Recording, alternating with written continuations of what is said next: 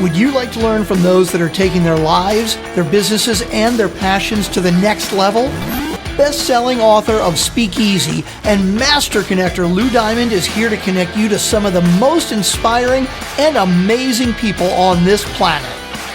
Get ready to thrive loud with Lou Diamond. Hey, Thrive Loud listeners.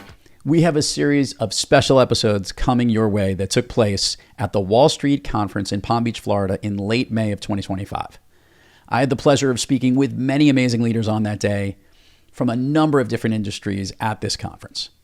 We have episodes where we feature just one of the guests, and in a few instances, we paired some guests together into one particular episode. Now, I'm going to put this intro disclaimer at the top of each of the episodes within the series. For those that listen to Thrive Loud, we apologize as there was a lot of people milling about as we were part of Radio Row, and there was quite a buzz on the conference floor. For those that watch Thrive Loud on either YouTube or Spotify, we apologize for the lighting and video quality, as it was a little challenging to capture high-quality video, both with the setup we had and the very bright Florida sunshine trying to jump in and steal the spotlight, or should I say sunlight. We wanted to thank the Wall Street Conference for having us. Special thanks to Jason Lyons for connecting with us there, as well as C-Suite Radio. Let's get to the episode. Welcome, everyone, to another spectacular episode of Thrive Loud with Lou Diamond, connecting you to the most inspiring and amazing people that are thriving each and every day. This is kind of cool. You, we're here at the Wall Street Conference. I got Jon Najarian here, someone I've been following and watching on TV for a very long time. Great to have you here, my friend. My pleasure, Lou. So, congratulations on your success of this. You're like episode 1100 or something like that. Holy. Like that. Yeah, no, it's kind wow. of crazy. Yeah, we need to be looked at real seriously for our yes, sanity you do. Every now and then. Well, maybe not for that reason. Just your show needs to be looked at and listened to. Which it is. Yeah. We're good on this stuff. So let's do a little rewind, obviously. Sure. For those who aren't familiar with you, give a little bit of a background, John, on what you've been focusing on now and how what you're doing now became your gig. All right. What I'm doing now is I trade every day, 5 days a week. I know 7-day-a-week trading is coming, Lou. It is. I don't know if I'm looking forward to it. Right. I'm looking more forward to the 24-hour or 23-hour trade than I am 7 days a week trade. But we both know both those things are coming. Yep. So I trade throughout the day. I post up my observations on the market on our website, Market Rebellion. My brother and I established that one when we sold the previous company to E-Trade back in 2016. So that was Trade Monster. Our new one is Rebel Trade, and that's our new brokerage for stock options and futures. We do a lot of financial literacy like you. We're out there evangelizing how people can actually make their lives better by controlling their finances instead of just letting them, go like a gamble. Let's get a little take on with all the things going on right now in the financial community. Mm-hmm. Let's get your beat on this. Trends, things that you see are hot, areas that people are looking into, things that are whetting your appetite on what you want to trade or want to talk about. Yeah. And you know that options have been blowing up. According to Goldman Sachs, in 2020, options actually passed stocks, and all they do is just keep accelerating past them. By that, I mean the dollar value of what's happening in options. Options trade 60 million contracts a day right now on the U.S. exchanges. When I started in 1981, we were trading 400,000. So in other words, you're getting, Lou, a full year's worth of trading when I started every day in 2025. So that should give people an idea that what you and I do, what people are looking at or should look at are options, not just stocks. That's why we called that book, It's Not an Option, because it's not an option to just trade stocks anymore. Phenomenal title, by the way. Oh, thank you. I have to tell you, it's Thank you. Thank you. And it works because people then say, well, what do you mean it's not an option? Well, you could go buy 1,000 shares of NVIDIA for $136,000. Great. Or you could control that same thing for probably $6,000 for a month and a half with options. The thing about options is, of course, they decay. So you've got to be smart about it. You got to understand that time decay as well as volatility. But it's not a lot of math. It's basic stuff. So I think anybody can do it once they have a proper mentor like yourself or I'm maybe not a me. mentor. You're a better mentor. I'm just here to educate the world on the things they need to know about. Okay. And the people they need to connect to. I think what I'd love to hear, though, is there's a difference between doing the trading and then marketing the trades themselves. And I want to say this, that you and your brother, we'll give him a shout out too. Pete. We'll be nice that way. Yep. Both have done a really good job in helping you thank position you. yourself in that way. Those first times that you were doing that, who was bringing you up? Who was saying, we got to get this particular trader's two cents on this? We want their take on this. Where did all that come to be? Because that became a huge became influence what to we your are mind. now, Yeah, exactly. right? Well, Lou, it was really that when I started, I never worked for a big Wall Street firm. I started on the floor as an independent floor trader after I learned, the first year worth of hard knocks, losing money, making more money, losing more money, all that fun stuff. Then once the light came on and I figured out trading, doesn't mean you can make money on every trade, but it means you're in a better position to make money. And I think one of the things that really appealed to me about trading options instead of stocks were you can get a leveraged return, like I said, 136,000 to trade 1,000 shares of NVIDIA, or maybe 6 or 7 grand to control that same position. You just have to understand time decay and so forth. And those are concepts that are really easy to get, but a lot of people just either they get greedy or somebody didn't teach them properly. And so instead of making money, they treat it like Vegas. Yep. They make a lot of money and then they lose a lot really fast. I think there's also something to this that, as you're hearing right now, you are a great communicator and you're making complicated things simple. Oh, thank you. And what I've always enjoyed is also entertaining. The one thing that I've always found is, someone will get passionate about a position or talk about or market it. And I think it's important. What that does show in a weird way is how much you love doing what you're doing. And that's what I want to ask you. Yeah, Is I it truly do love it. more true today than it was when you first hit the floor back then? Yeah, because as fun as it is to trade on the floor, because it's instant gratification, and instant loss. I mean, if you're wrong, you just get used to cutting your losses. And I think that is one of the things you have to do. You asked me, well, John, how did you get started maybe being a go-to person for television or radio or podcasting? I became that because when we started as independents, nobody from Goldman Sachs or Merrill Lynch or any of those guys, they can't talk. I mean, they're smart men and women, don't get me wrong. They can talk. They are not allowed to talk is what I should have said, because, the corporate communications as well as know your customer rules, all that kind of stuff. So I think it was Fox in Chicago said, hey, we'd like you to come on once a week and just tell us what's going on in the market. And then it became twice a week, and then it became 5 days a week. And then I did a deal with Fox for a decade, and then CNBC for 15, 16 years. Now I'm an independent. I go to Newsmax, News Nation, Schwab Network, the Lou Diamond Show. I go to Fox Business with, Big Money Show, Charles Payne, Liz Clayman, Maria Bartiromo, Larry Kudlow, all those folks. Because it seemed that some of the other legacy financial sites were focused more on politics. And I'll talk politics all day and how it'll affect stocks, but that's really... I've traded through Democratic regimes, Republican regimes. It doesn't matter to me who's in office as far as the setups and what you can do to make money, because it's all about making money, not losing money. And I don't care who it is that's sitting in the Oval Office. Green is always my favorite color. Yes. John, a lot of people will tell you the news is no longer the news. And it's filtered down into the business news as well. Just as you mentioned, there's Fox Business News and CNBC. And to your point, the political sides affect a lot of the content and what they deal with. Even the way that they'll slant, the way they're communicating what's going on an issue or what the president's doing or whatnot. I don't even watch the news anymore. This is a true story. I don't either. It's too toxic. The only thing I actually do watch is financial news to get a little bit of an update and a beat on where things are. Bifurcating and splitting that out, it's hard. So how do you do that as a trader? How do you take, because by the way, let's call it what it is. Politics has had a huge effect in the swings up and down. You bet. Over the last 6 months specifically. Yep. How do you Ever deal with since that? Trump was elected, didn't come into office for another 2 months after that. But nonetheless, all the stuff in the mainstream media is still negative about him. Right. All you got to do is have 1 or 2 bad days, and all of a sudden every headline is Trump's tariffs hurting Americans and all this kind of stuff, and it's BS.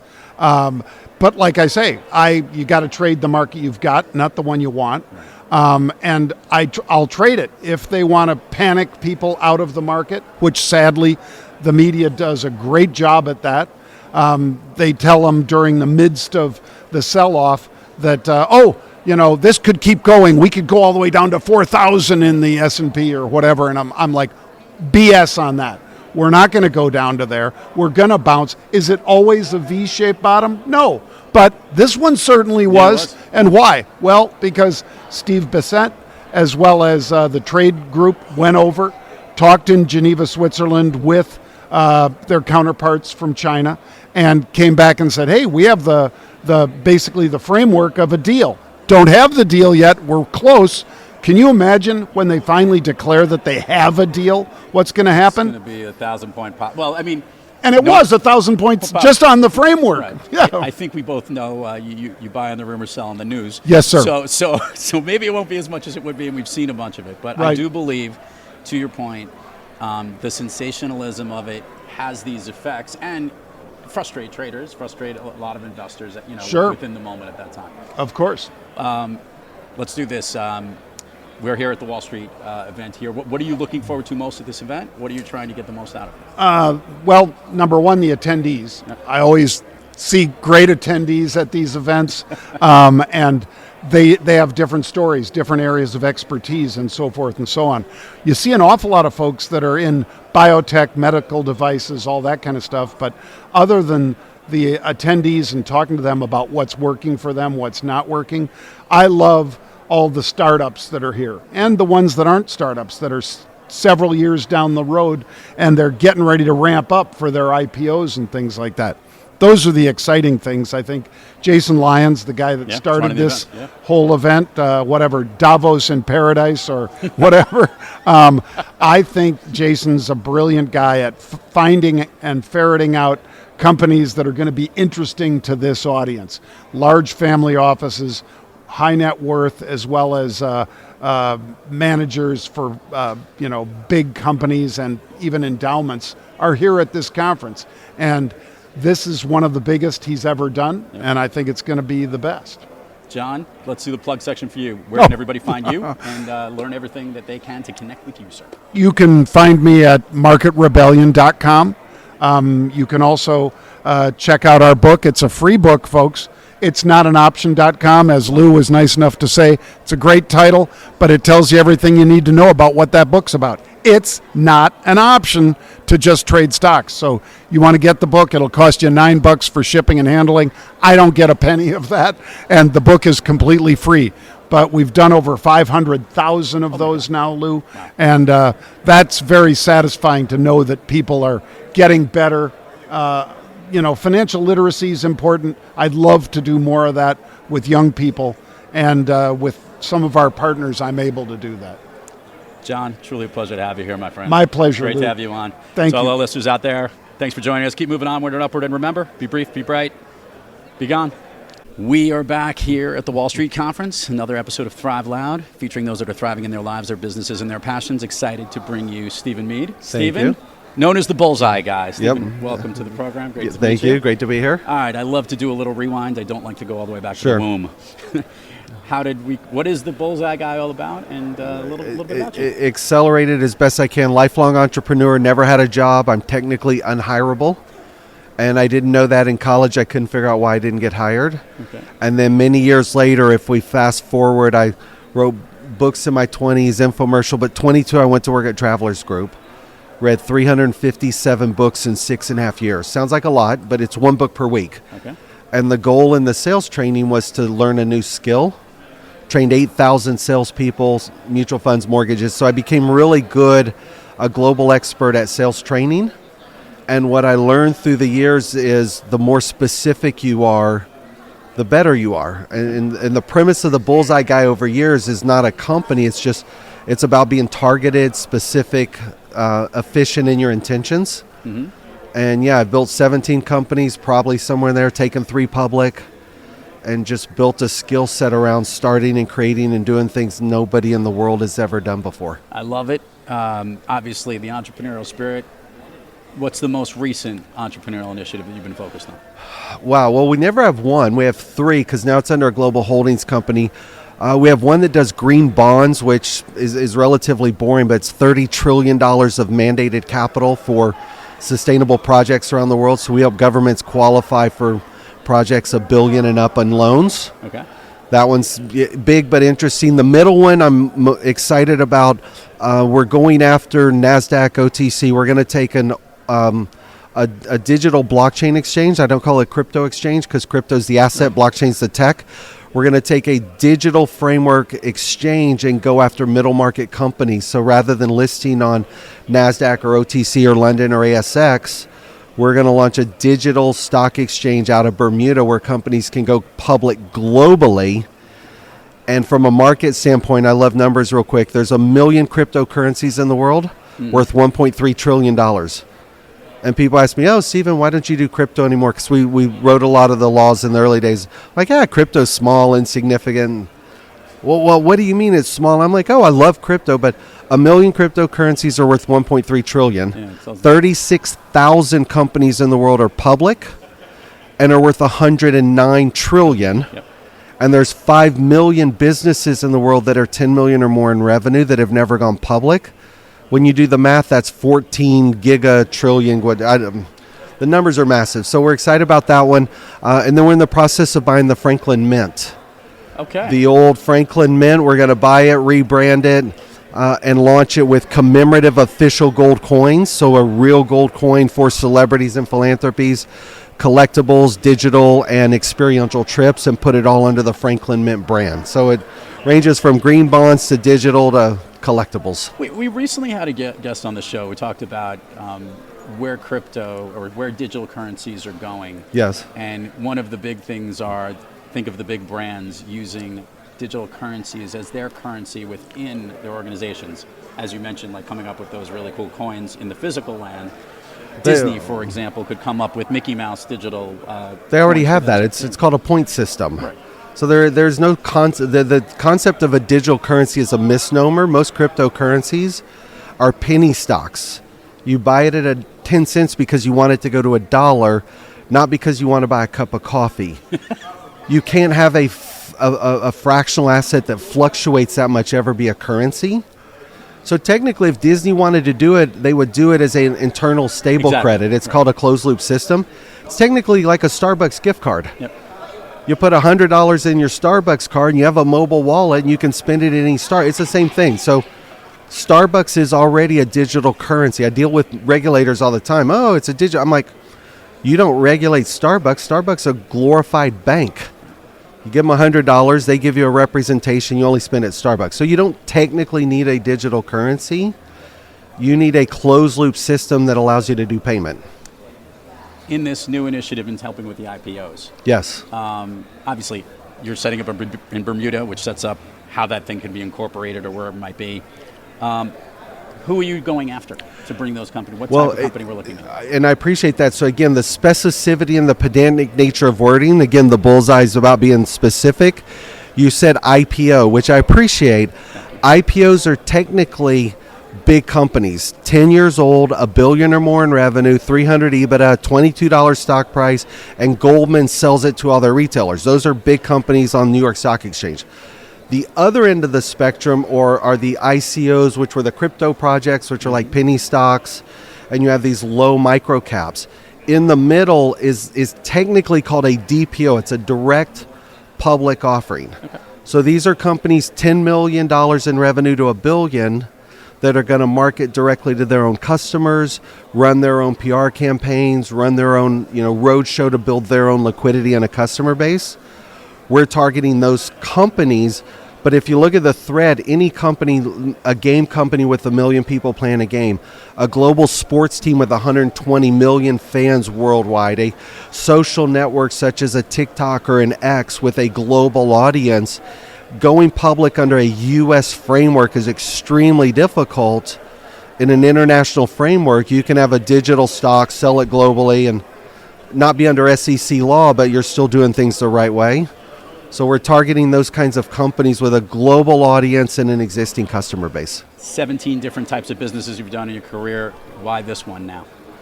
I like doing things nobody in the world's ever done and trying to do stuff before it works. Mm-hmm. And sometimes it just depends. The early bird gets the worm. The second mouse gets the cheese. It's not always best to be first, but I like doing things nobody's ever done. Excuse me. And so the green bonds we jumped into 2 years ago because all the money was mandated and there weren't projects. Even today, I'm big on numbers. There's $30 trillion of capital banks have set aside to do sustainable lending. Green bonds, there's only $1.3 trillion that's been deployed. Right. So you have $29 trillion of mandated capital. There is no mandate in crypto. There's no mandate in computers. There's no mandate in sales. There's a mandate in green bonds. So we moved into it. It's big and hard and cumbersome. Mm-hmm. Yeah, the digital stock framework I like because I love crypto and I love blockchain and all the fractional side of what it brought globally.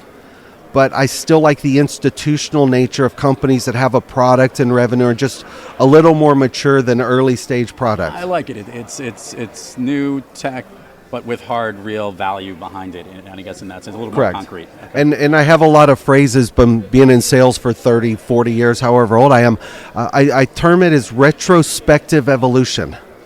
Okay. Retrospective, like let's look backwards, what works in the past, and let's move it forward and evolve it into new tech. I like that. And so retrospective evolution is how we kind of look at it and how I frame a bunch of companies. There's a fellow podcaster who has a program called Future Hindsight. Not too far off there you from go, that. yeah. I like that better. Yeah. Talk to me about these two particular two badges you got here. You can see it on the camera. Give us a little piece of what that is. They can see it. We'll move out. Okay, perfect. The top one is Dubai, UAE. It's actually Abu Dhabi. It's technically the UAE government. Right. For anybody that knows, Dubai has really taken off. Dubai is one of seven Emirates. So the United Arab Emirates are the 7 Emirates: Abu Dhabi, Dubai, Sharjah, and some of the others. This is the government pen, where we work with them on their sustainable lending and green bonds. Glorified way to say if you're one of the particular sheikhs that we work with, if you're going to write $1 billion check to build a sustainable power plant or an infrastructure or a project, should you write a check for $1 billion or can you get 70% debt? And a green bond is debt. So they'll send us projects, and if we can get it qualified, they still get their big piece of flesh, but we can offset their capital with a 70 or 80% debt side. The bottom one is the Queen's Commonwealth Trust. So that's the Queen of England. It's the Queen's crown. Yep. And it was the Queen's private charity, the late Queen, for all 50 plus Commonwealths. Amazing. And yeah, the big boss came in and took over, and Charles runs it now until Prince, Catherine can transition into it. That one's fun. There's a lot of palace intrigue that's still going on that circumstance, but we love what those guys are doing. 2 last questions here. One, why are you specifically here at the Wall Street Conference? What are you looking to get out of it today? It's probably 2 or 3 things. At a top level, I love Jason Lyons and what he's done with Wall Street, and a lot of friends of mine are here. Yeah, Jason and Jon Najarian and Mark Lepresti and a lot of the guys that are there. And then even with Jeffrey, with Jeff and Carl and the C-Suite Network and the podcast platform, I've been a long proponent and supporter of Jeff and Carl and what they were doing, and the fact that they were coming to this as well was just a bonus. So anything I can do to support those guys is great. And then on the 2 or 3 projects, again, through the holding company, we're raising capital on the digital exchange and the Franklin Mint. The other one we're not. Yep. And so occasionally you can randomly run into somebody who might be interested. Love it. Give everybody where they can find you, learn about you, websites, URLs. We'll put it in the notes. Yeah, the easiest way is Stephen Meade. It's thebullseyeguy.com, and the Bullseye Guy is about being targeted. That's my personal website. From there, it lists out all the companies. Ton of podcasts I have as well. Blockchain, fintech, education, interviews, sales techniques and training. A lot of content's out there because I don't like doing the training anymore, so it's better to just do a podcast once and let people go get the information whenever they want. Right. So a lot of great tips and techniques out there also. Stephen Meade, the Bullseye Guy. Thanks for coming on Thrive Loud, my friend. Thanks so much. You got it. Bye-bye. Welcome everyone to another spectacular episode of Thrive Loud with Lou Diamond, connecting you to the most inspiring and amazing people that are thriving every day. I'm your host, Lou Diamond. Today on Thrive Loud, we have John Rourke, who has an amazing cause, an amazing thing going on here at the Wall Street Conference. John, great to meet you. Yeah, nice to meet you too. Thanks for having me on. Appreciate it. Let's do a little rewind. I don't want to go back to the womb. I want to kind of understand what you're focused on right now, how that became your gig. Yeah, so I'm retired from the Army, retired in November 2015, and like many veterans. Thank you for your service. Yeah, of course, my pleasure. Best time of my life. So like many veterans, when they get out, you take the uniform off, and a lot of veterans struggle to continue to want to serve and fill that void. You know, it's a big void when you wear a uniform for a long time, and then you're just average Joe when you get out, right? So a lot of people struggle with that. So my struggle was I wanted to continue to serve. I'm in my 40s. I'm still young. You know what I mean? I have 4 kids, a wife, and I want to set an example for them. My children were really young. They don't really remember me in the Army. So I wanted to do something. So I saw President Trump going back and forth with Elijah Cummings from Baltimore about how dirty Baltimore was, and I decided that I was going to go clean it up.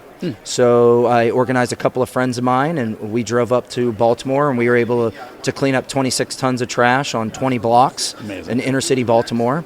Saved 2 gentlemen's lives who overdosed. A lady ran out of her house with Narcan because they keep it by the front doors there, unfortunately, and we Narcan these 2 guys back to life, and that got the juices flowing again for me, the want to serve and be selfless.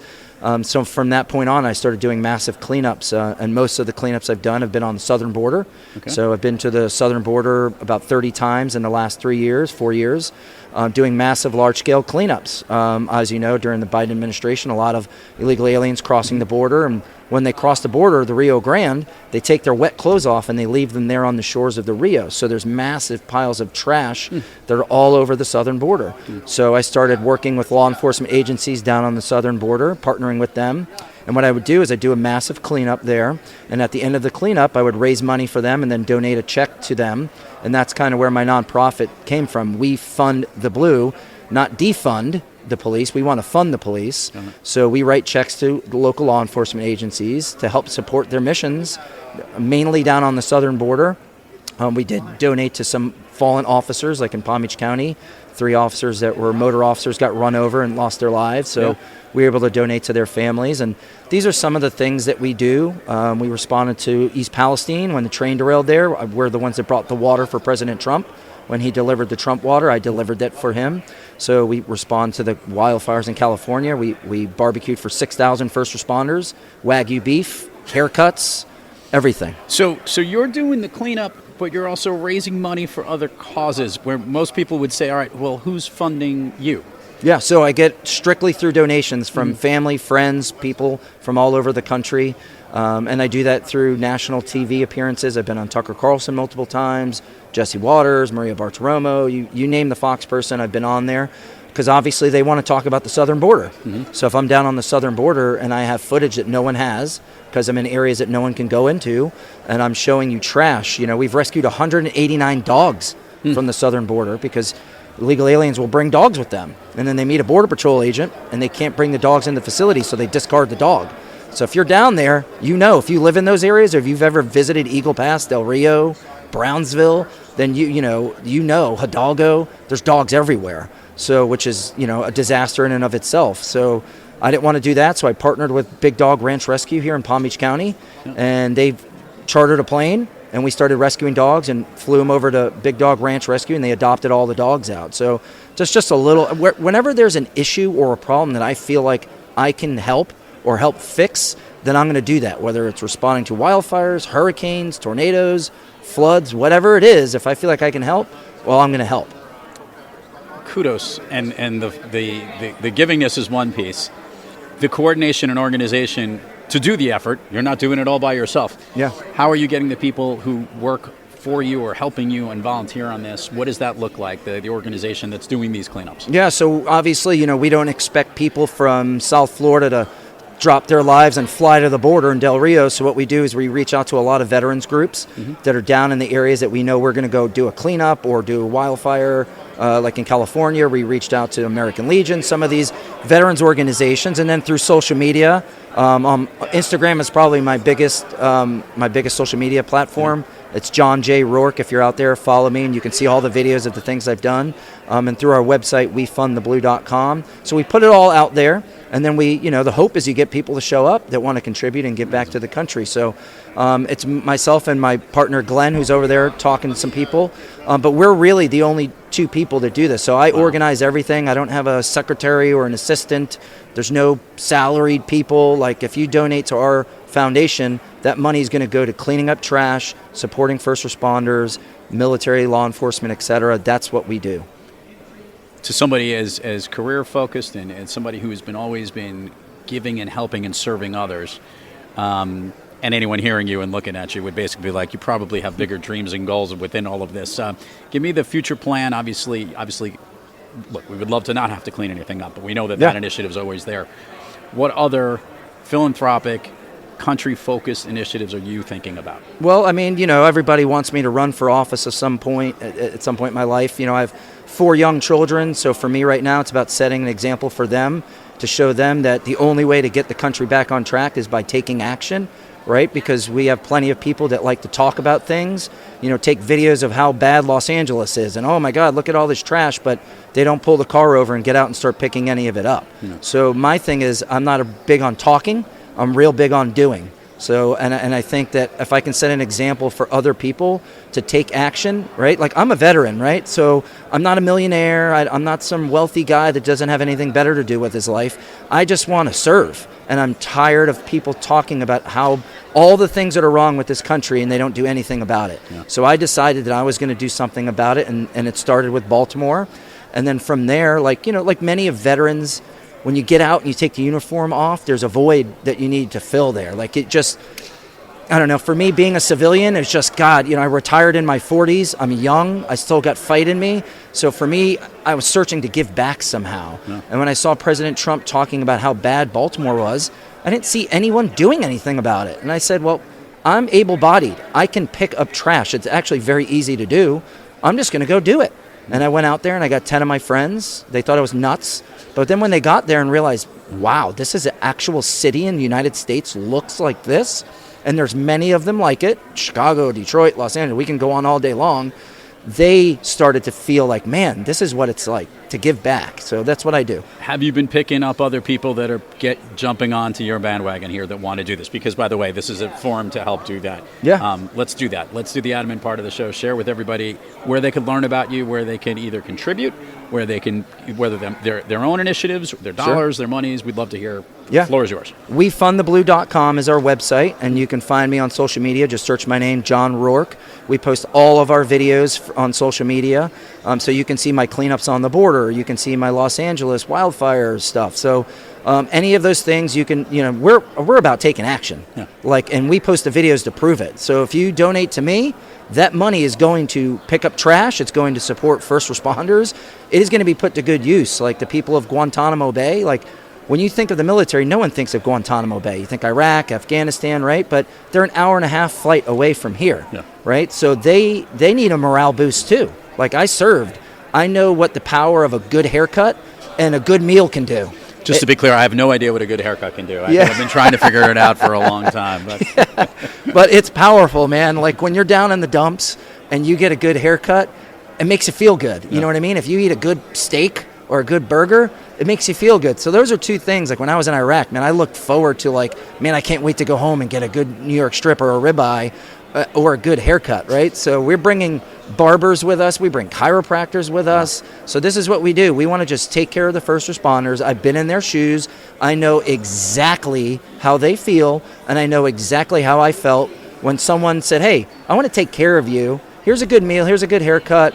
Man, it could change your day around real quick. So I know that they need that down there. I can't imagine there's probably top shelf barbers down in Guantanamo Bay. Probably not. So, right, a lot of butchered haircuts probably happening. So they're going to appreciate our barbers, and we look forward to it. And when are you doing that event? We're doing it this weekend, Memorial Day weekend. Awesome. I'll be on Fox and Friends on Memorial Day, Monday morning. So if you're out there and you see this, tune in around 6:40 a.m. I'll be on Fox and Friends to talk about the trip. So yeah, check me out. I'd love any support you can provide to me. And we're here. We're going to do the right thing. We're going to serve this country, right? So JFK said it best: ask not what your country can do for you, ask what you can do for your country. And if I think more people took that to heart, we'd be a lot better place because of it. So I'm just trying to lead by example. John Rourke, everybody go check him out. Great. Thank you for what you're doing. Yeah, thank you for your service across the board. Of course. And thanks for being here on Thrive Loud today. Thanks for having me on. I appreciate it. You got it. To all the listeners out there, keep moving onward and upward. And remember, be brief, be bright, be gone.